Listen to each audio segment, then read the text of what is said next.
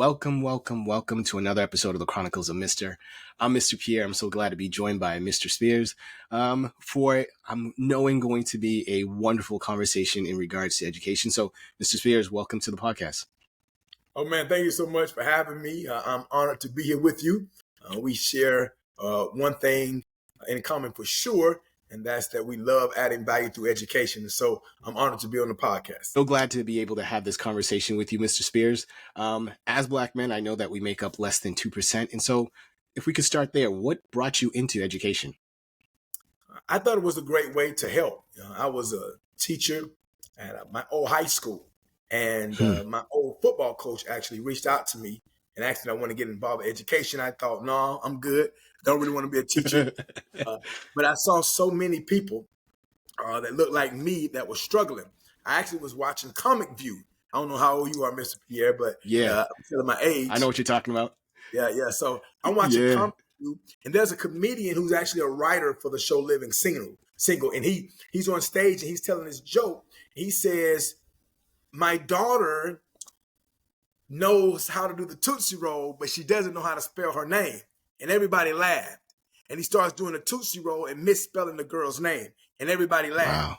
And I just thought, that's not funny to me. Like that's not funny. I don't think that's funny. So the next day I'm at school and they got a graph on the screen. I'm real old now. This is back overhead projector. Yep. PowerPoint. So on the overhead projector, they basically say, if we can get Black boys to do better in math and English, it'll raise our school grade. But they won't say it. They won't say Black boys. They won't say Black males. They won't say African-American male students. But they just kept saying this group. And we can get this group. So I look around the room. This is the high school that I went to now. I look around the room, and in the room, there are over 100 teachers, and less than 10 are African-American. Yeah. And I never thought about that when I went to school there. And then I thought about it. I never had a Black male teacher in a core subject. I never had a Black male teacher in a core subject. And so when I first started teaching, I had trouble passing the certification exam. So they stuck me in intensive reading and intensive math. And so I would do those classes for students who didn't pass their test or get a grade high enough to get into the regular math or regular English classes. So I would work with those students. And I felt like, hey, we're on the same page, baby. We got to get over this hump. So on. And so the point I'm trying to make is that gave me a bigger passion to help, especially people who look just like me. So what I've done over the last 20-something years is I've tried to multiply myself by getting more African-American males to become educators. And many of them have, but we have to do a better job. And I'm going to tell you this too, now just being honest. I went to my principal. I went to Mr. Bullock. This is 2003. And I'm irate. I said, Mr. Bullock, we have to talk. I said, y'all want to do things right? You want to get things better in this school? We need to hire some Black men. I'm just being honest with you. We need to hire Black male teachers. He said, Willie, I know you're passionate. I know you're excited. He said, I tell you what, you find me an African-American male who's certified. I promise you, I will interview him. I said, hey, say less. Say less, Mr. Bullock. I got you. I'm going to go do that right now. I go out, can't find any. Right. So I realized there is a problem on both ends. And so we have to do our job of making sure we're certified and qualified for the positions when the positions are available. And then my last teaching job, that was my first. My last teaching job, I worked at a school for African-American boys called Valiant Cross Academy. This school focused on exactly what we're talking about. And I was honored to be an assistant principal there and to add value to the lives of those scholars. That's awesome. Did you have, in having these conversations on the podcast, there's been a common theme that pops up when we're having this conversation, because that point that you had as well, that was how I got into education as well. I earned my degree in biology. I was working at a university down at Emory in Atlanta, Georgia. Went and substitute taught out of school. Didn't see many Black male teachers. Spoke to the principal. And he was like, yeah, I know. Would you like a position? I was like, heck yeah, let's go. But something that's come up in the conversation is that school for a lot of Black boys is a place of trauma. We don't have a lot of positive memories. And so it's like, I'm not really looking to go back to the place of where so much negative resides. And so how do you think we can change that narrative so that there would be more Black men who are like, yeah, I want to enter into this profession? Because when I do think of whether elementary, middle school, high school, whatever, it is something that's like, no, there's a positive feeling that resides there, as opposed to, for many of us, a negative one. We have to realize we're part of the solution. Yeah. There's a problem there. I had a lot of negative things happen to me while I was in school, a lot of Right. judgment. There's a young man named Jonathan Walker, who I mentor. You can Google his name. He's been on CBS This Morning. He's been on the Today Show. He's been on every network you can think of. Brilliant young man, but he's a young man that I mentor. He goes to Duke University.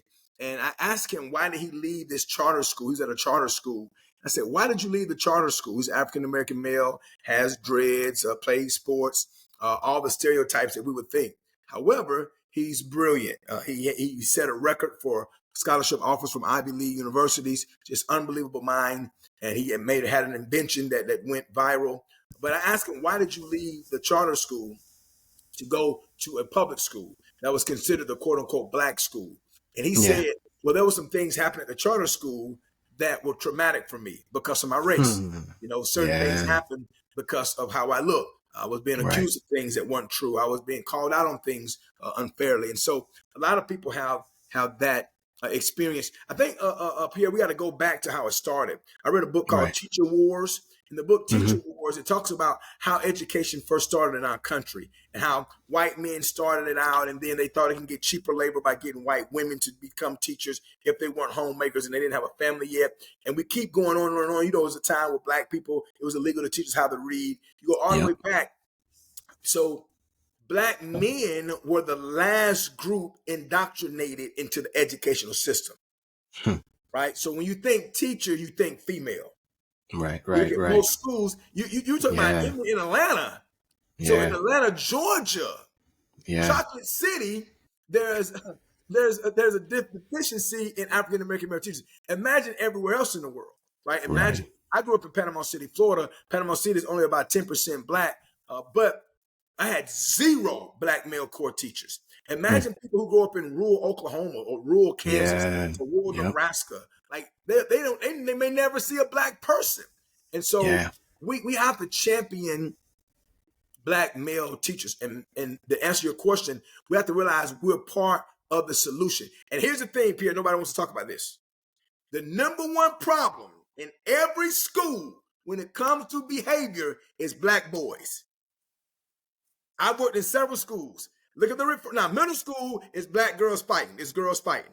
But when you're talking about can't sit still, because the way the schools are set up, it's set up against us.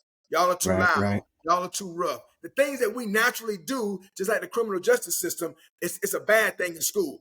Y'all need to sit still. You need to stop talking so loud. Stop being so rough. That's just who we are. We're not being mean. We're not being bad. We're loud. We're energetic. But in the school system, all those things are bad. And so what you need is people who look like your quote unquote problem to help you with this quote unquote problem. And so I think we need to do a better job of going to recruit, because I get calls from principals and superintendents all the time. Willie, what do you think we should do? Willie, what can we do? I say, have you gone to an HBCU? Have you started a mentoring program? Have you asked universities, we want your student teachers to come to us? And so if we really want to fix the problem, we realize we're all part of the solution. And so to answer your question, I think what we have to do is change the narrative and realize us black men that we're part of the solution, and we can change schools and we'll get outside our comfort zone and become teachers. That's what's up. Agree with you, and sort of want to ask, listening to you already, I'm sure those in the community are like, all right, this brother is passionate. I love it. Was that something you already had, or was there a teacher who sort of stoked that, who embodied that for you, and you're like, all right, I want to be like this person, or even the vice versa? Perhaps there was a teacher who was like, you know what, I don't see any good in Willie, and you're like, no, I'm definitely not going to be like that sort of teacher. Great question. So I did a research project. 2 of my cousins are incarcerated, and I wrote a book, and part of my English here. But the book title is This Ain't What You Want. So I interviewed a bunch of prisoners, and I asked a lot of questions, and I interviewed some of their teachers. One of my cousins said, tell the young people, this ain't what they want. They think they're tough. They think they can handle jail. And at the time, the number one problem that they were having was they had one correctional officer, one CO, She weighed like 112 pounds. She had no gun, and she was over 90 bunks. So that's 180 inmates that she was over. She couldn't do anything about anything. The problem was they had over 220 inmates in there, only 180 beds. And so he was just saying, tell them this ain't what they want. And so I went through and I asked my cousins some questions, and my cousins, they told me, look, share my story. Tell people about my story. And this is what I found out here. They had teachers that told them they were going to go to jail. They had teachers that told them, this in-school suspension, this is jail for you. You're getting ready for jail. So my two cousins who were serving very long sentences, they had been told over and over by teachers that they were going to end up in jail one day. I misbehaved in school. I talked too much. I was not in my assigned area, things like that. But no teacher ever told me I was going to go to jail. Right. No teacher ever said it to me. Now, that's wild. Many teachers told me, you know better, Willie. You got more than you. And I had two African-American male teachers, African-American female teachers, Miss Law in 3rd grade and Miss Barnes in 10th grade. And they treated me like I was their nephew. They brought me, Miss Barnes did this to me. Now, Willie, I told you to be quiet now. It's time to be quiet. I said, yes, ma'am. Anyway, bro, like I was saying, bro, you know what I'm saying? I ain't trying to think. Willie, it's the second time now. It's the second. I need you to be quiet. I said, yes, ma'am. But like I was saying, man, Willie, come outside. Let's go outside. And we'll get outside. We'll get different person. Different person. You see grab me by the ear. Now listen, I done told you now to shut your mouth now. I done told you now. Let me call your mama. But I needed that. I needed that. I needed that tough love. I needed to be held to a higher standard.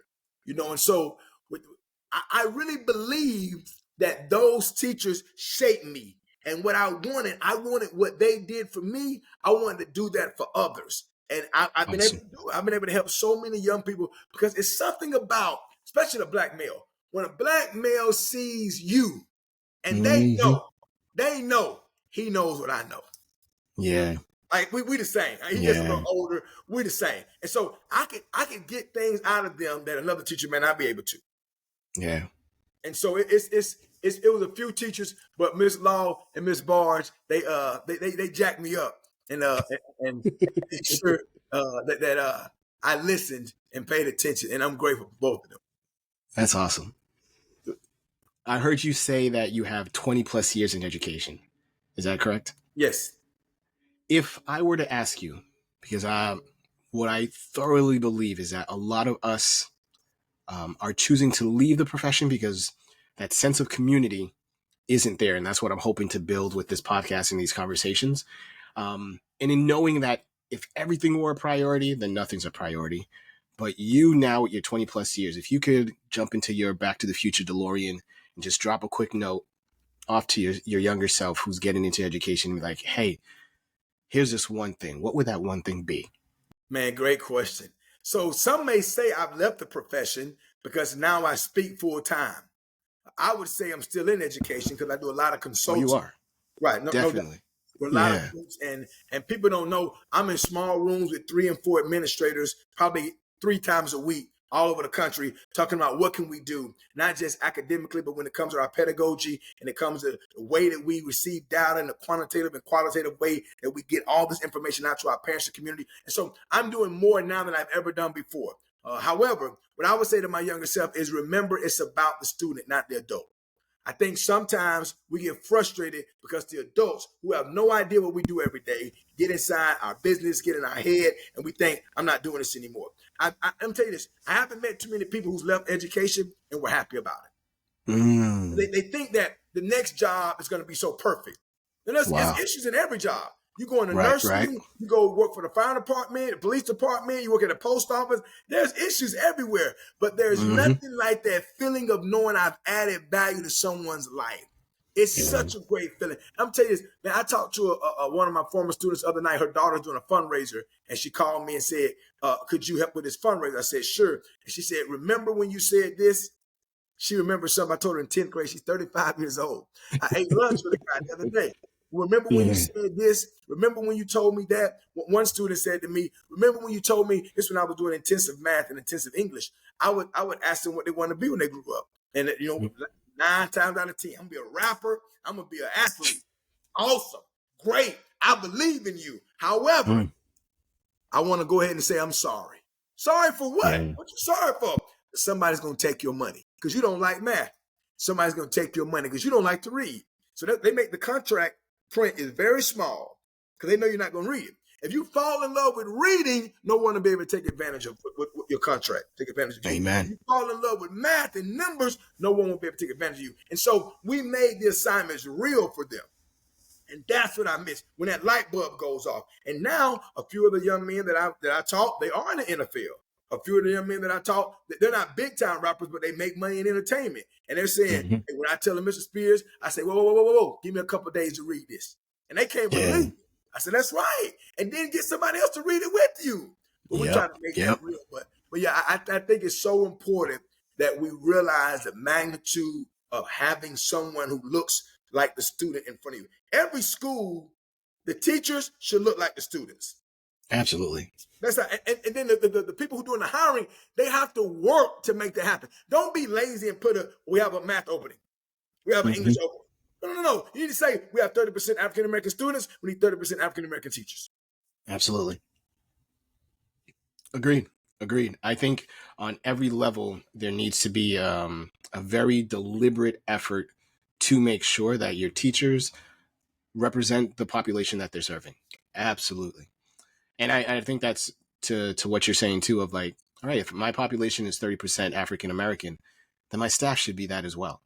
For my kids to see like, okay, the teachers that are in front of me at some point or another, whether it's first grade, kinder, TK, all the way up to 12th grade, high school, like someone here looks like me, to speak to what you were saying earlier, like culturally, you understand, hey, us being loud isn't a negative thing. There are other students, all kiddos are loud, but why is it that when it's African-American boys or African-American girls, that's deemed a negative attribute? Whereas, and someone else is like, they're passionate. They're so excited about the content. It's like, no, we are too. You just need a person to be like, change the paradigm as to how they view the kids. I got an example for you. So I'm in my second year at the school, and the guy, the principal, not a racist, just doesn't understand. He doesn't understand Black culture. So they're going over, this is the first meeting of the new year. These are non-negotiables. Like they're like so passionate. These are non-negotiables this year. We will not have those do-rags this year.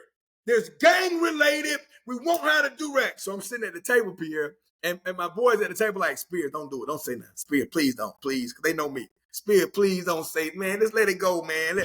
Talk. And they can see it brewing in me. I'm trying, and I can't help it. I said, hey, Mr. Kennedy, we're going to do a non-negotiable? Like, out of all the things we got going on in the school, the number one thing we're going to focus on this year is students not wearing do-rags?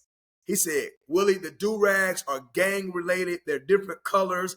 I said, do you know the purpose of a do-rag? This is in front of 150, 120-something faculty members. Do you know the purpose of a do-rag? He said, well, I said, no, you don't know the purpose of a do-rag. This young man may have a job interview after school. This may be picture day for the basketball team. This young man may have a date later that day. Now, you don't know the purpose of the do-rag. I said, but if we're going to do that, the students who have those hats with a hook on it, let's make sure that we get rid of those, because that hook can be a weapon. And the students that have a pocket knife, we had kids in our school that would have a pocket knife because they went hunting and fishing all the time. I said, they actually have a knife. And he would say, no, you don't know the purpose of that knife. I said, no, I do, because my mom hunts. I get it. All I'm saying is, let's learn the culture before we make these big statements. He said, what is put on the back burner? What is put on the back burner? But he wasn't racist. He just didn't have enough Black people in his circle to help him with that decision before he made it in front of all of us. And I tell you this, there was an ad, this is years ago, FUBU and Coca-Cola. So I don't know if you heard about this. So LL Cool J was doing a Coca-Cola commercial, and he wore FUBU in the ad. So he gave FUBU all this free advertisement. Because Coca-Cola didn't have any African Americans on their senior advertising team, they had no idea what was happening. Right. They didn't know. There's another situation where there was a guy, he was a Q dog, Omega Psi Phi, and he had his tongue out and did like this with his tongue out. And the person had no idea about Black culture, talked about in bad, said, why would a grown man have his tongue out? What is he doing with his hand up? Because they didn't know. And so as leaders in educational systems, we have to surround ourselves with people who understand the culture of all our students. And I, you know this, they don't have to necessarily be Black, but they need to understand the culture. Understand. Absolutely. Right. They don't. And so call somebody that's Black. Like talk to someone that's Black. I was hiring. Or do the research yourself. Right. I mean, you there's this internet, there's this whole World Wide Web where you can Google certain things to be like, hey, I saw this hand gesture, or even now with AI, ChatGPT, I see this hand gesture. What does that mean? What's the different context is it? That takes research. And so sometimes the leaders are just lazy and they don't want to be uncomfortable. And so we can't, if we really have a passion for students, we want to reach our entire population. And so how can you work in a school? Because right now there's an influx of Hispanic students. How can you work in a school full of Hispanic students and no one on your staff speaks Spanish? It makes sense. You should seek out educators who are fluent in Spanish. That's going to help you with discipline. It's going to help you with empathy. It's going to help you in so many areas, but we have to get outside our comfort zone. And so I think that's a key factor for sure. Absolutely.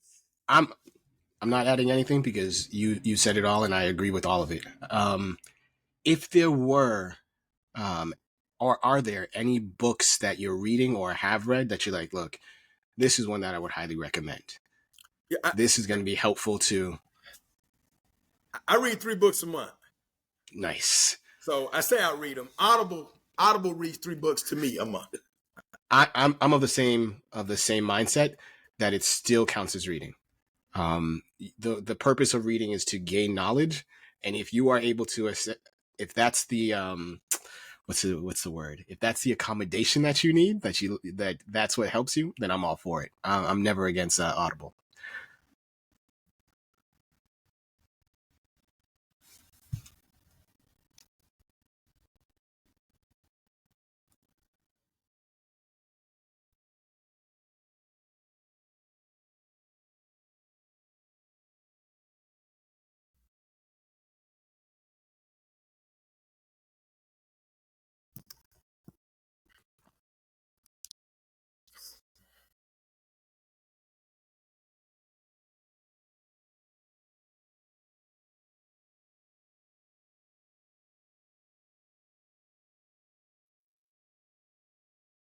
Those books again? Yep. So, like you were saying, I love to read. I read 3 books a month. One of the most underrated books that I've read, I mentioned it earlier, is called Teacher Wars. Teacher Wars by Dana Goldstein. It's so good. It breaks down how education first started, how we got where we are. It's really, really good. I read a book recently called The Happiness Advantage by Sean Aker. It's really good.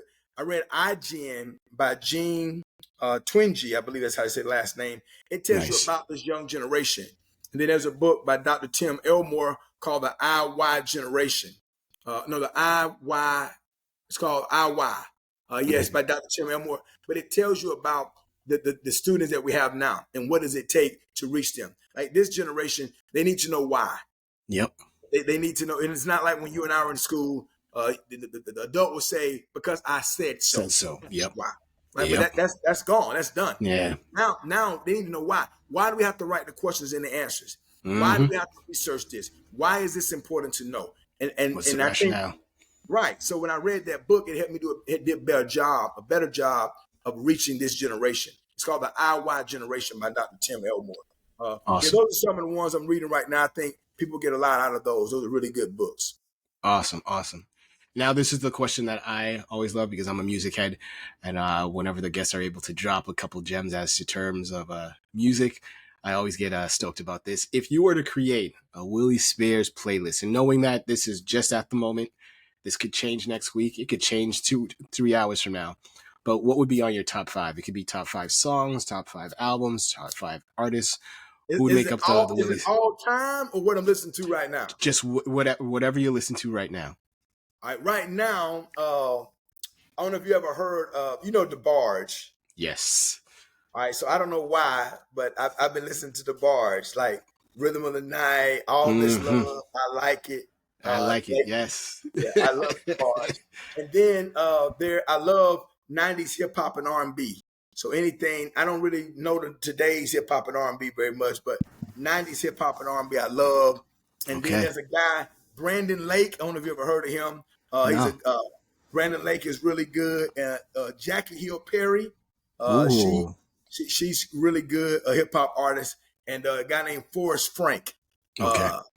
He got a song called "Never Get Used to This," and I really like that song because it talks about my life, the fact that I get to go out and add value to so many educators. I never get used to this, and so those are some of the artists on my playlist right now. But again, like you said, in 3 hours that could change. But I love music. When I'm on the treadmill or when I'm walking around the house, I like to have some music in, and those are some of the artists that I've been checking out lately. That's awesome. That's awesome. Folks, this has been a wonderful, wonderful, insightful conversation with Mr. Willie Spears. Thank you so much. Particularly what I appreciated about this conversation is what you said about what we need to do to ensure that there are more Black men who are coming into education, showing them that there is a community, that there is support, that there are tools out there that can help them, so that if they were one of those folks who didn't have the greatest of experiences in school, they can have a tremendous impact on the next generation. And so, Willie Spears, thank you so much for coming on the podcast. Yeah, thank you for your passion for education, man, and keep up the good work. I look forward to following you and listening to more podcasts. Yeah. And so, folks, I'm Mr. Pierre. He's Willie Spears. And this has been another episode of the Chronicles of Mr. And we're out.